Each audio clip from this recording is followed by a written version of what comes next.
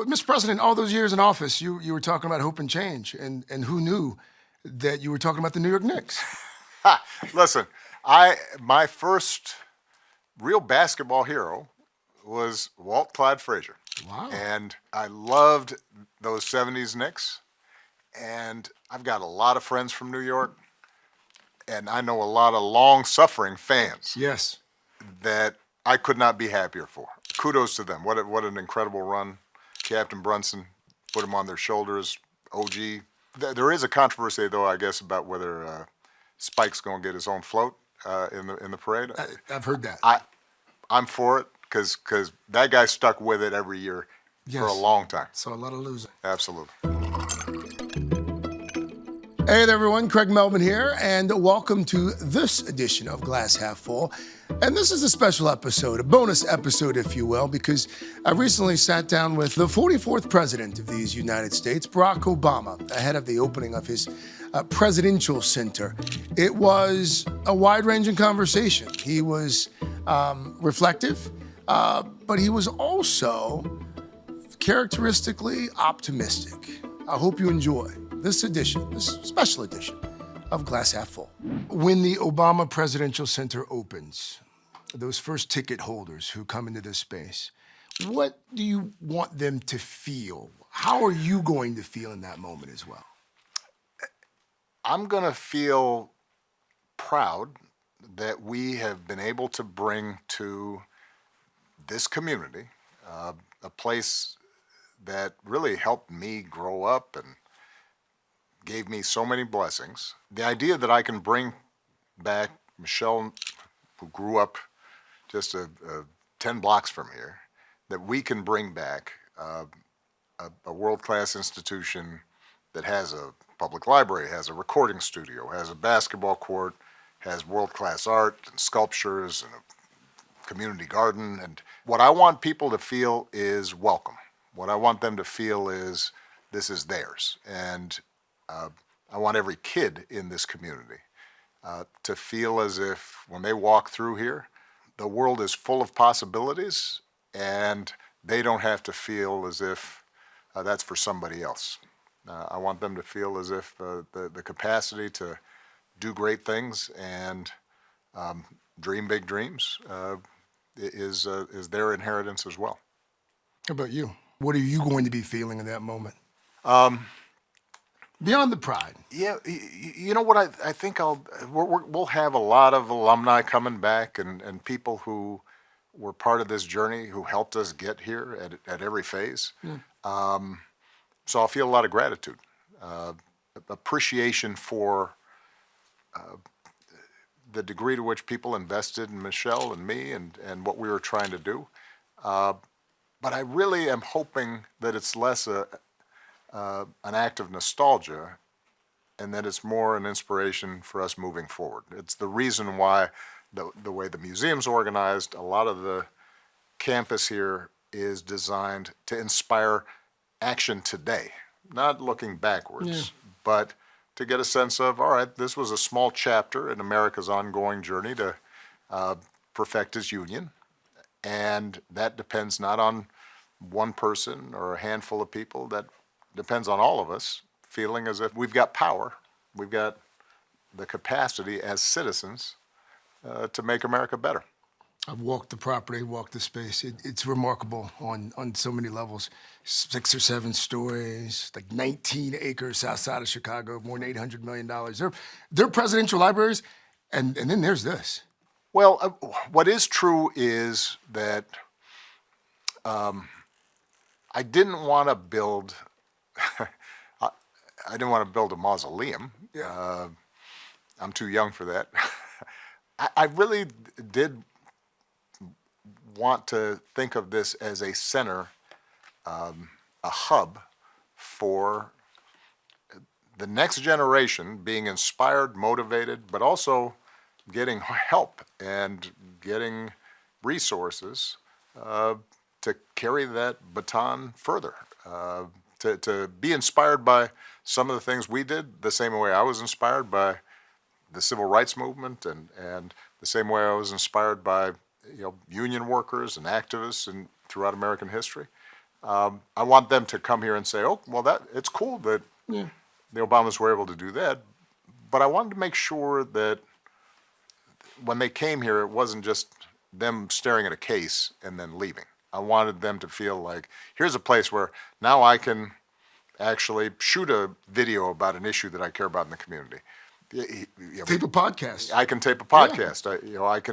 I can listen to see a world-class speaker come in the auditorium and hear them describe how we should be addressing AI. And that's not something that is for somebody else to do. I wanted folks who come to visit to feel like that's part of my world, part of my responsibility. I'll give you a couple headlines. The Obama Center opens as a time warp to an old political order. That's one. Mm-hmm. With his new museum, Obama offers a trip to a parallel America. What do you make of that sentiment? That this is a reminder of what America was? Well, I think it's true, and I think it's a reminder of what America is. There's no doubt that we are going through a period right now of disruption, polarization. A lot of the norms and expectations we had about government have been pushed aside for the moment. And so that's caused, I think, people to feel as if our democracy, our civic habits and virtues, our shared understanding of how we treat each other has started to crumble. On the other hand, when I travel across the country today, not just when I was president, you still see that sense of decency with people. You still see folks helping each other and looking out for their neighbors. We saw it in Minneapolis, where people took on a really tough situation and responded, I think, with that sense of we're in this together. We're not just going to look out for ourselves. But I think that's not what's being highlighted. And I'm glad that this center and this library and the museum, this entire campus, reminds people not of the past, but reminds people of what's inside all of us. That we all have the capacity for empathy. We all have the capacity for looking out for each other. We all have the capacity to feel a civic responsibility to make sure our government works. We all play a part in assuring that our elected officials are accountable. That's not something that I think we can afford to suggest is behind us. That's what we need to be pointing towards in the future. You've always represented a lot of different communities, but there has always been this singularity to your story. Earlier this week, one of your former aides was talking on one of these cable shows and said Democrats should stop looking for Obama 2.0. Not going to happen. Do you think in the current climate that someone like you, with your background and your story, do you think that you could break through now the same way you did back in 07, 08? I do think it's harder because of the nature of your business, the media. It's more splintered. I hadn't even been elected yet to the U.S. Senate. I had won the primary. I had won the nomination, Democratic nomination, to be the senator of Illinois, but nobody really knew who I was except outside of Illinois. And when I gave that speech at the convention, suddenly I'm a national figure because all the networks covered it. And if you're on the cover of Time magazine or Newsweek back then, suddenly everybody knows who you are because we all shared one culture. And the challenge we now have is that the media is so splintered that people who are doing excellent work, people who are just as gifted or in some cases more gifted than I am to communicate people's aspirations, hopes, and dreams, who are really doing great work at state and local levels, it's harder for them to break through. That's part of the reason why a lot of the work we do as a foundation, we're nonpartisan, we don't electioneer, but we are constantly on the lookout for this new generation of talent. How can we throw a spotlight on the great work that they're doing? How can we encourage them to get to know each other across the country and also across the world so that together they can, and by the way, those young people, they also know how to work social media better Right. than some old guy like me, right? So I think we're in a transition period where there are a lot of Barack and Michelle Obamas out there doing cool stuff, but politics hasn't quite given them The space. platform yet. Okay. Media hasn't shined a spotlight on them yet. If we can help focus on the great work they're doing, then that's one of our core missions. I've got to ask you about Iran, because there is a part of the museum that's devoted to Yes. your work on the Iran nuclear deal. As you know, that deal was scrapped. The current administration announcing earlier this week that the framework of a new deal is in place. What do you make of what we know about the deal so far? Well, we don't know anything, so it's too early to say. What it is, I am very happy to see a ceasefire. And I'm hopeful that it holds.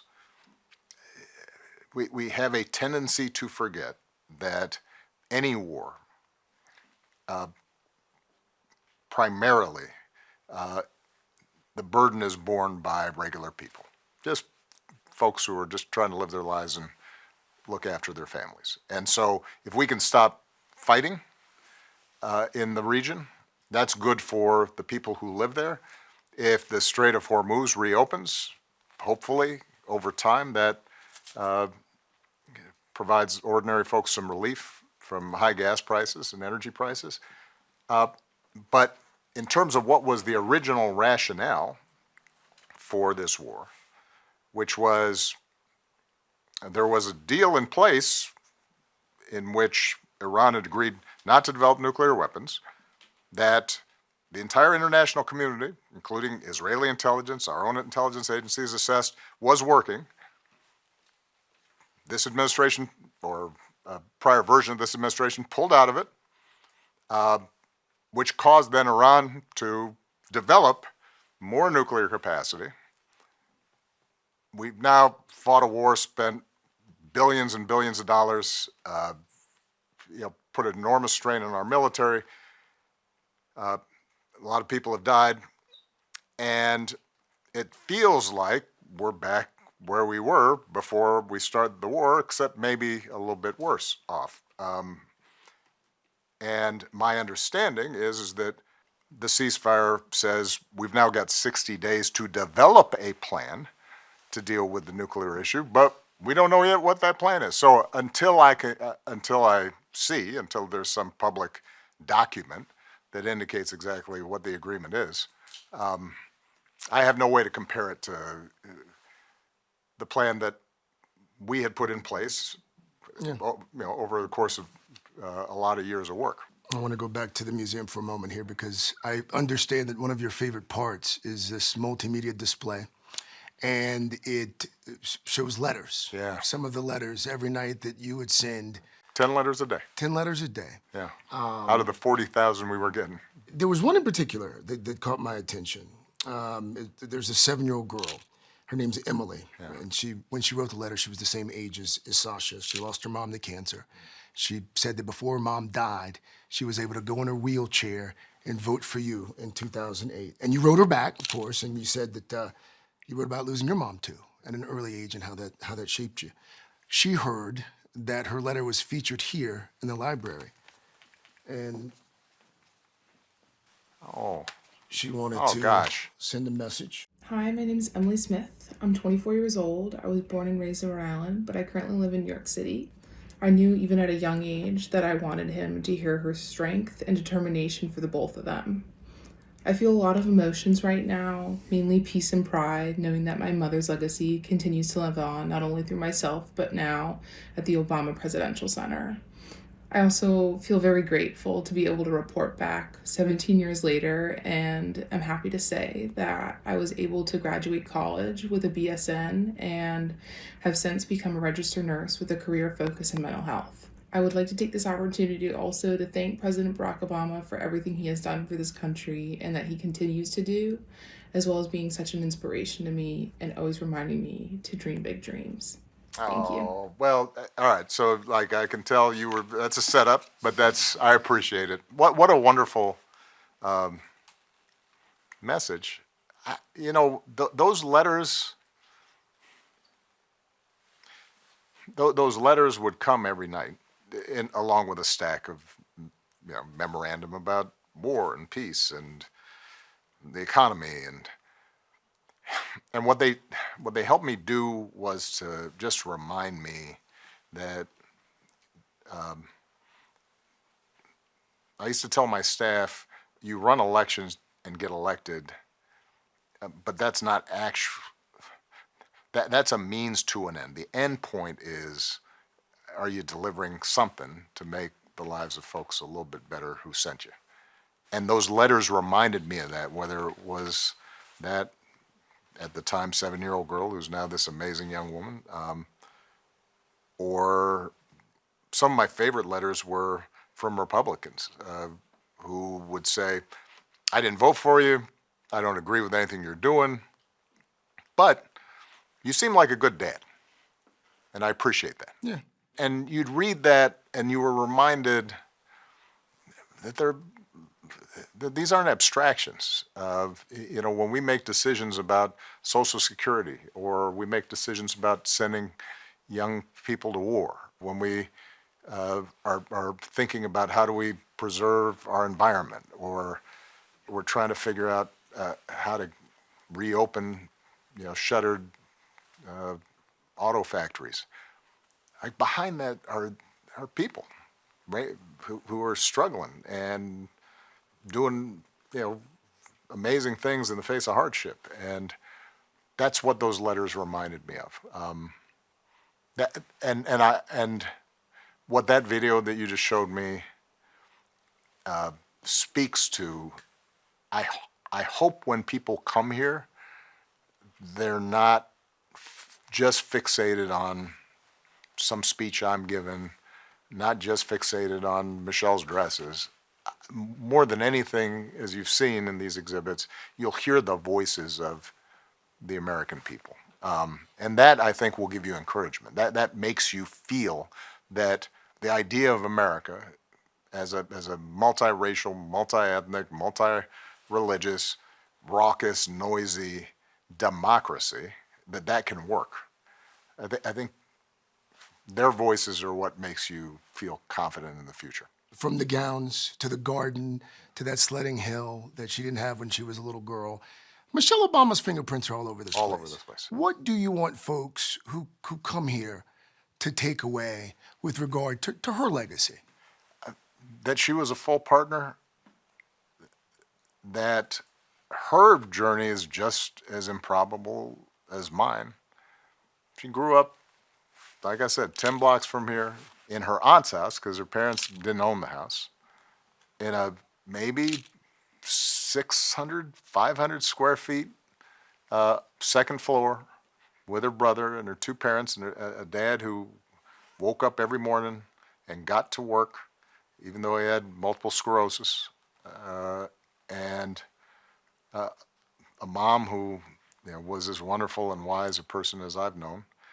And that little girl, Michelle Obama, ended up being the First Lady of the United States, and was as powerful an ambassador for America, and occupied that office with as much warmth and class and dignity as anybody could, and continues to do that amazing work, and made me better in every regard. And look, I think most people know this. The idea that we now have a center here where the next generation of Michelle Obamas coming out of these same neighborhoods maybe can feel as if people will be a little slower to discount them and what they're capable of, that they'll be able to draw inspiration from her example. That's a pretty good thing. Thank you. Thank you. Well, there you have it. President Barack Obama there, reflecting on the love of his life, his time in the White House, and America's future. as well. So I hope you enjoyed this special edition of Glass Half Full. As always, we would encourage you to like, subscribe, download, share, and there's one more that I can't remember. But until next time, the glass is always half full. Cheers.